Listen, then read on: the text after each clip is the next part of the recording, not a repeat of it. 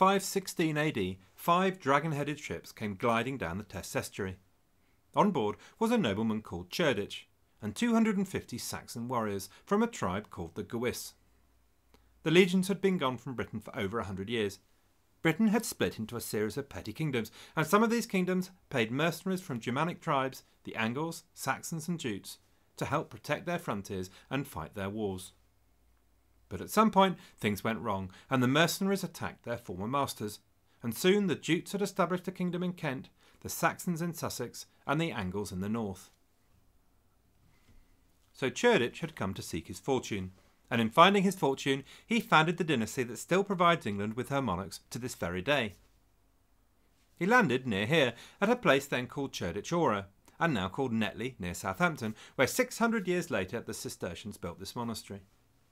In the 6th century it was a remote area of dense woodland and heath, and it would be another 200 years before King Ina of Wessex founded Hanwich, that would become modern Southampton. There followed 6 years of war, during which Cerdic and the Gewis established their new kingdom. At nearby Netley Marsh, Cerdic finally broke the back of the British resistance, defeating the local British tyrannus Nathan Leod and his huge army of 5,000 warriors. The Saxon ranks would probably have been swollen by mercenaries already living in Hampshire before he arrived, but nonetheless Cerdic would have been very likely vastly outnumbered.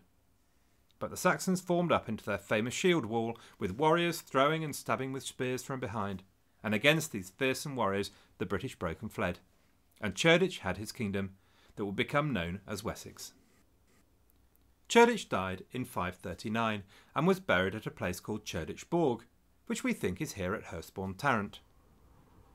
He died a Saxon hero, but in fact his name indicates a much more complicated story, because Cerdic's name and that of his grandson Cynric and his great-grandson Ceawlin are in fact British in origin, not Saxon. We'll never know exactly who Cerdic was or where he came from. Some say he simply had a British mother, others that he was a Welsh prince come to seek his fortune. The theory I like is that he was an ambitious, local Romano-British official of the Saxon shore, who saw the way the wind was blowing and made the best of it. Cerdic was succeeded by his grandson Cynric, but for the next 20 years Cynric could do little more than hold on, because the British had found their own hero, possibly the man we call King Arthur, who won a great battle against the Anglo-Saxons at Mons Badonicus.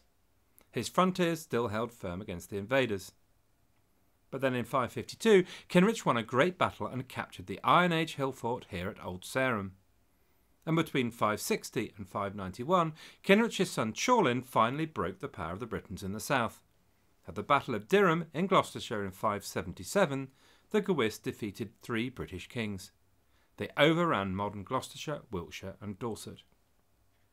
Ceawlin was to be called Bretwalda, overlord of all England, an honour to be given only to 8 others over the next 300 years. Despite this, his reign ended in chaos and personal disaster, thrown out by his own nephew Ceawl. But Ceawlin's legacy were the essential borders of the country of Wessex, which, 250 years later, would be all that stood between the Anglo-Saxons and extinction at the hands of the Vikings.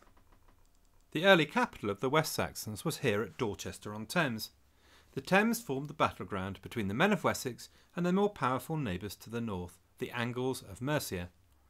In the 8th century, Anglo-Saxon culture was to reach its apogee under one of England's forgotten heroes, Offa of Mercia.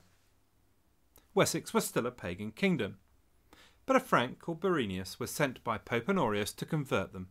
The pagans were a good deal more tolerant of other religions than the Christians were to prove, and the King of Wessex, King Gils, was converted and baptised in 635. Actually, it's probable that this had more to do with politics, so that he could form an alliance with Christian Northumbria. The West Saxons lost Dorchester to Mercia and were forced to move their capital to Winchester, but it's here, where Dorchester Abbey stands now, that Wessex became part of the Christian world. Wessex at this time was by no means the most important of the 7 Anglo-Saxon kingdoms.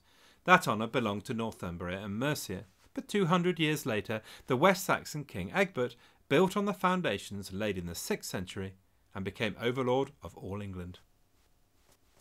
If you're interested in this sort of stuff and want to find out more, why not listen to my weekly free podcast, The History of England? You can find it at my website, historyofengland.typepad.com, or download it from iTunes by searching for The History of England.